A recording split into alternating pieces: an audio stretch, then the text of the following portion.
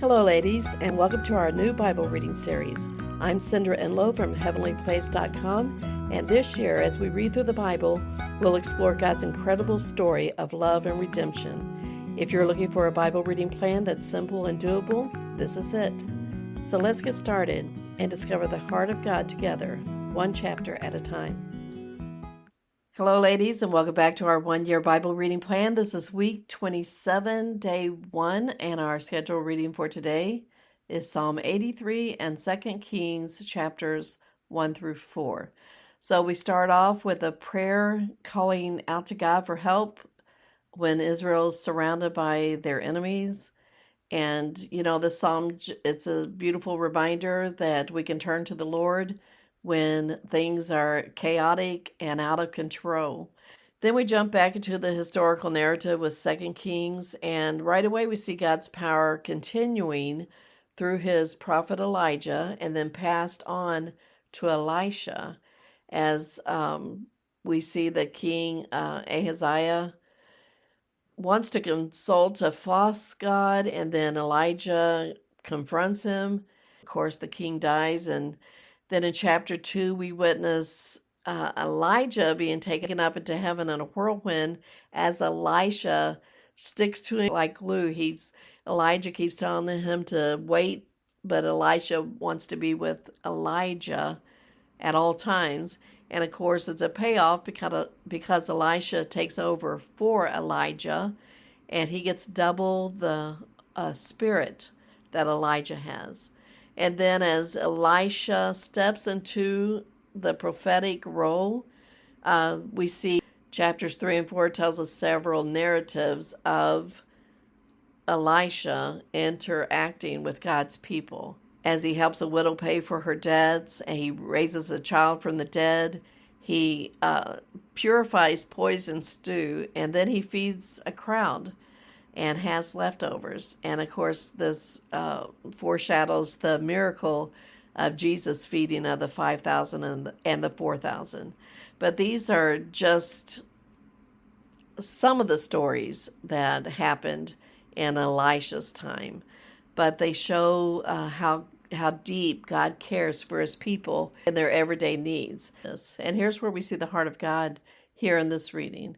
We see that he's not only the God who reigns over nations, he's the same God who meets widows and prophets and everyday people right where they are.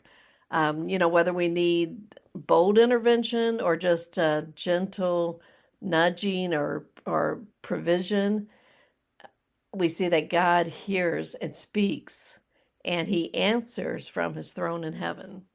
All right, ladies, let's get into our reading today, Psalm 83 and 2 Kings 1 through 4. Psalm 83.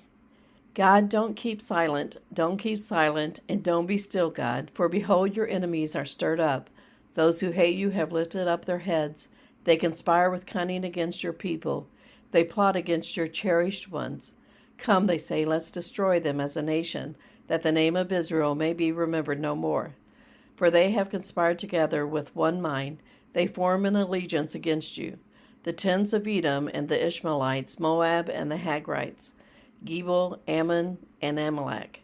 Philistia with the inhabitants of Tyre. Assyria also is joined with them.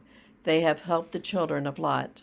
Do to them as you did to Midian, as to Sisera, as to Jabin at the river Kishon, who perished at Endor, who became as dung for the earth. Make their nobles like Oreb and Zeeb. Yes, all their princes like Zebah and Zalmunna, who said, let's take possession of God's pasture lands. My God, make them like tumbleweed, like chaff before the wind, as the fire that burns the forest, as the flame that sets the mountains on fire. So pursue them with your tempest, and terrify them with your storm. Fill their faces with confusion, that they may seek your name, Yahweh.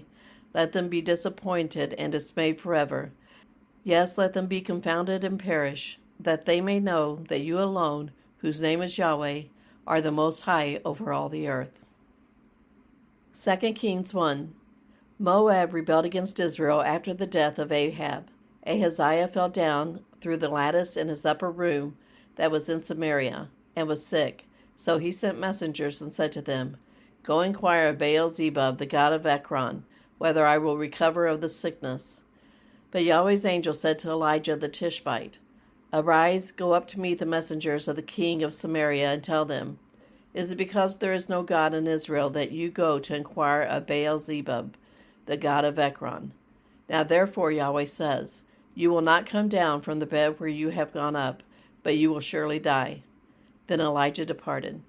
The messengers returned to him, and he said to them, Why is it that you have returned? They said to him, A man came up to meet us and said to us, Go return to the king who sent you, and tell him, Yahweh says, Is it because there is no God in Israel that you send to inquire of Baal-zebub, the god of Ekron?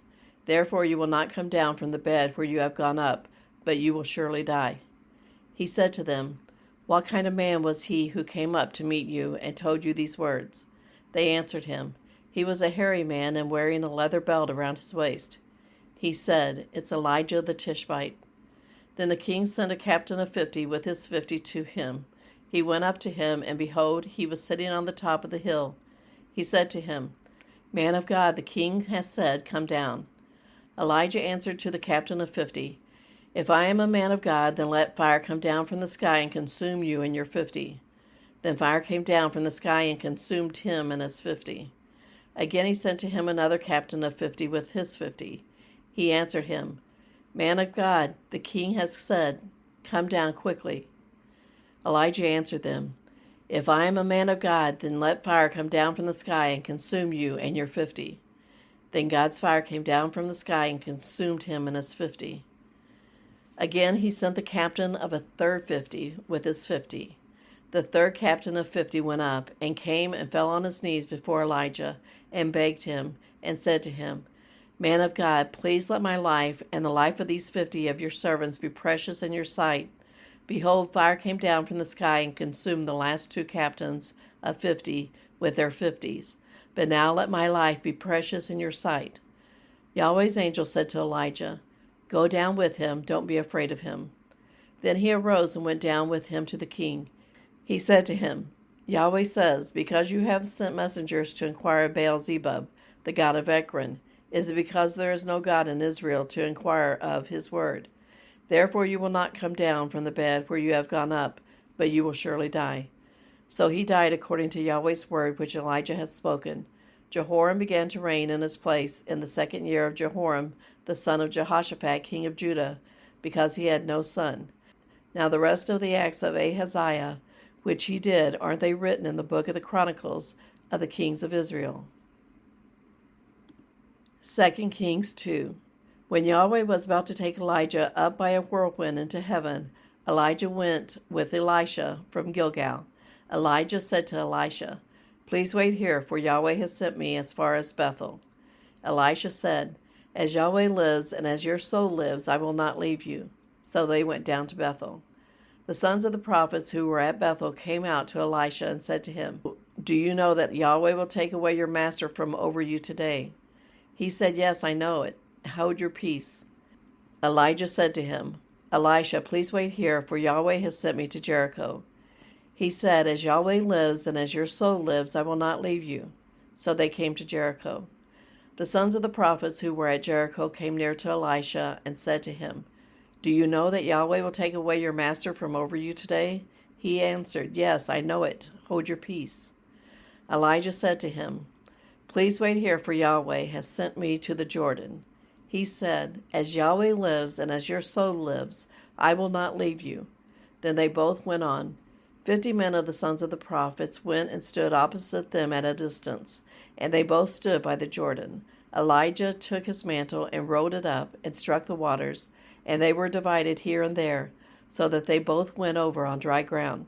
When they had gone over, Elijah said to Elisha, Ask what I shall do for you before I am taken from you. Elisha said, Please let a double portion of your spirit be on me. He said, You have asked a hard thing. If you see me when I am taken from you, it will be so for you. But if not, it will not be so.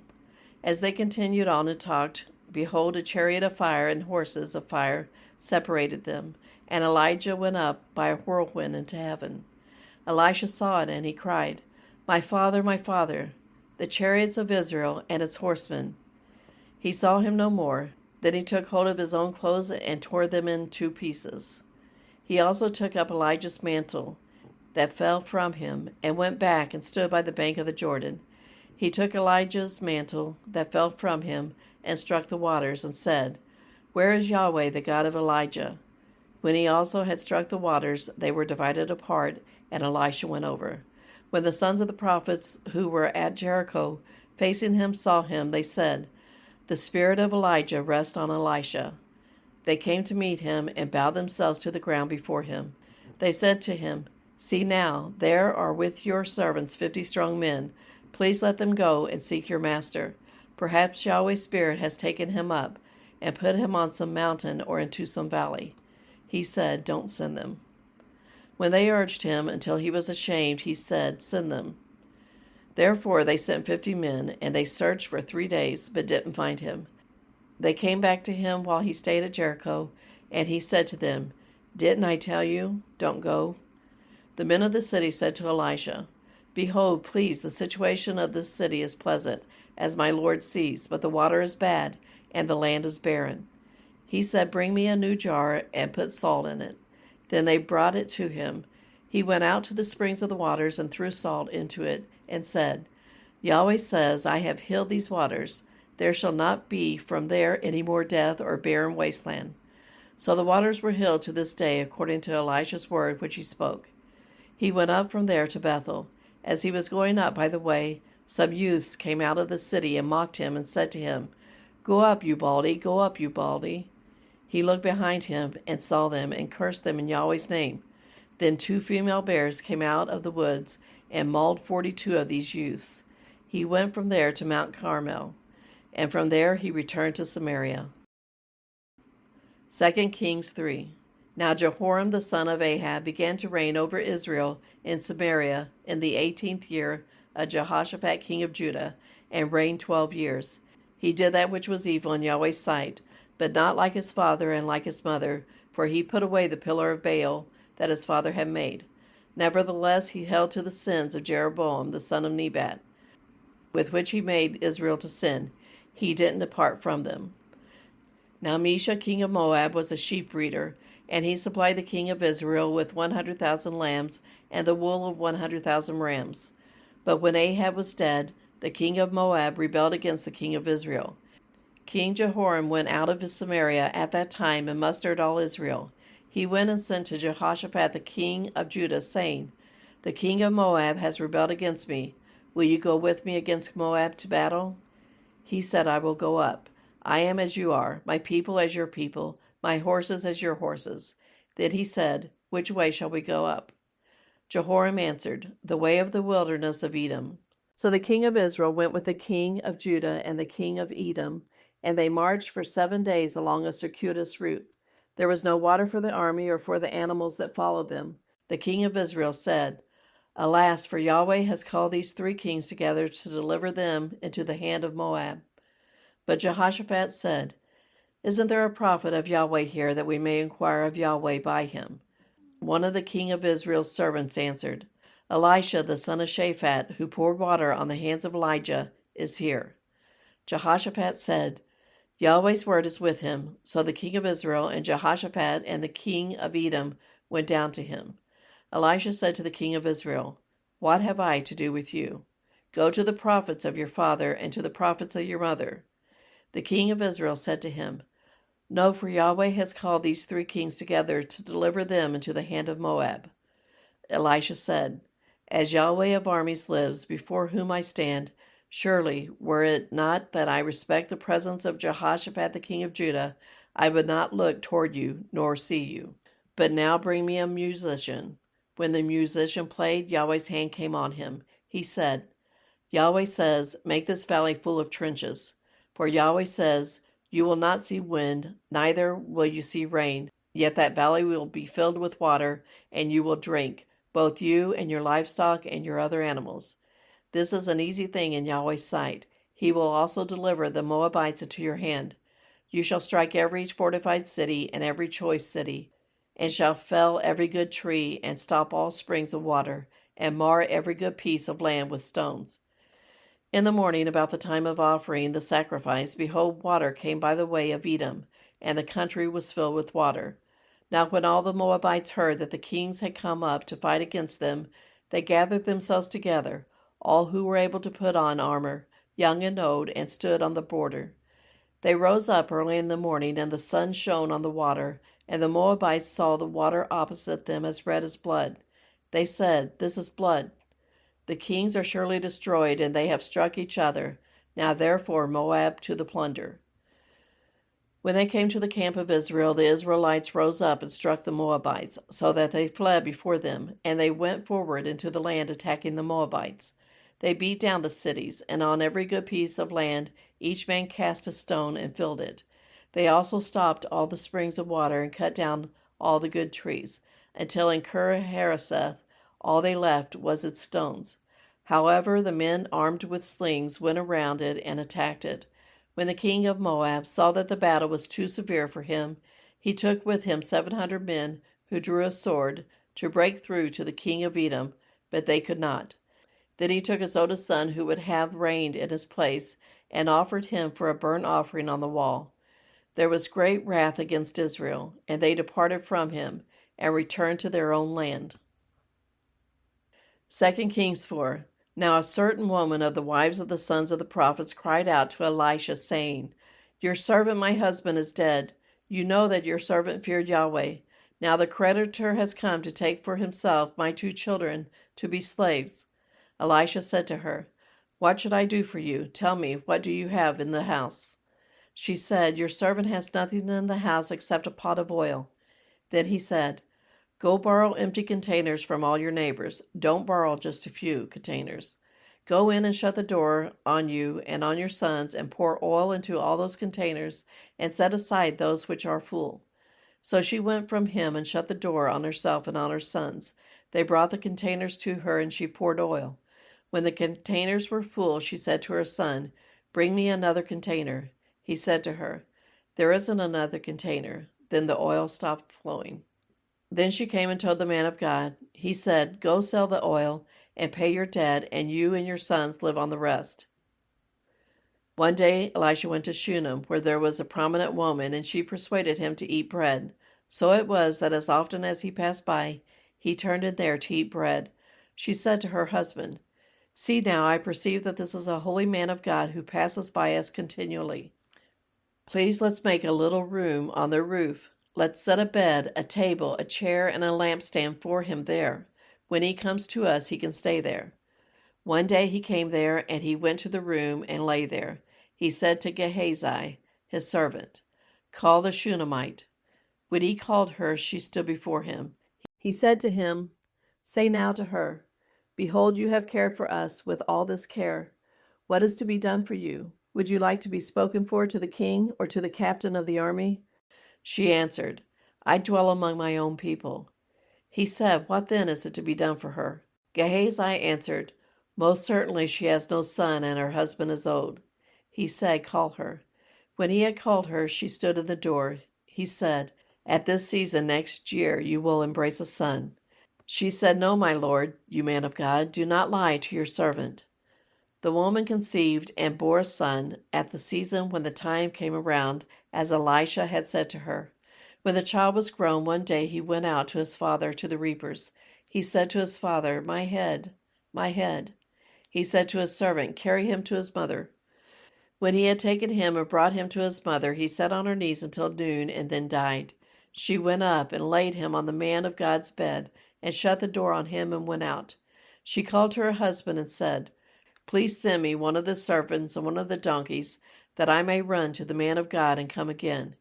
He said, "Why would you want to go to him today? It is not a new moon or a Sabbath." She said, "It's all right." Then she saddled a donkey and said to her servant, "Drive and go forward. Don't slow down for me unless I ask you to." So she went and came to the man of God to Mount Carmel. When the man of God saw her afar off, he said to Gehazi, his servant, "Behold, there is the Shunammite. Please run now to meet her and ask her, 'Is it well with you? Is it well with your husband? Is it well with your child?'" She answered, "It is well." When she came to the man of God to the hill, she caught hold of his feet. Gehazi came near to thrust her away, but the man of God said, "Leave her alone, for her soul is troubled within her, and Yahweh has hidden it from me, and has not told me." Then she said, "Did I ask you for a son, my lord? Didn't I say, 'Do not deceive me'?" Then he said to Gehazi, "Tuck your cloak into your belt, take my staff in your hand, and go your way.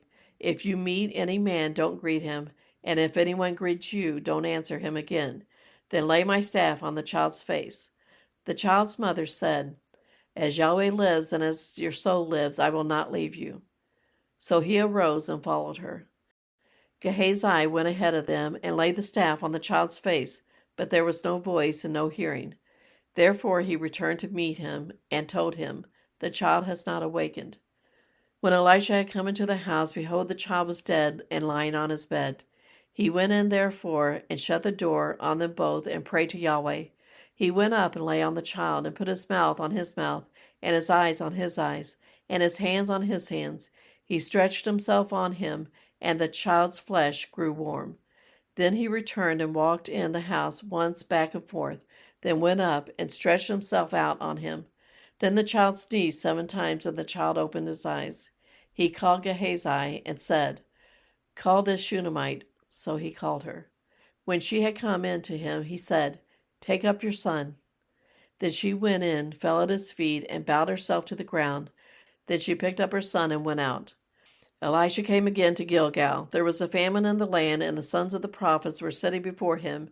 And he said to his servant, "Get the large pot and boil stew for the sons of the prophets." One went out in the field to gather herbs, and found a wild vine, and gathered a lap full of wild gourds from it, and came and cut them up into the pot of stew, for they didn't recognize them.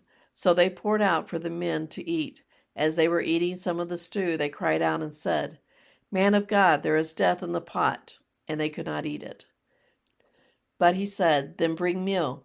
He threw it into the pot, and he said, "Serve it to the people, that they may eat." And there was nothing harmful in the pot. A man from Baal Shalisha came and brought the man of God some bread of the first fruits, 20 loaves of barley, and fresh ears of grain in a sack. Elisha said, "Give to the people, that they may eat." His servant said, "What, should I set this before 100 men? But he said, "Give it to the people, that they may eat. For Yahweh says, they will eat and will have some left over." So he set it before them, and they ate and had some left over, according to Yahweh's word.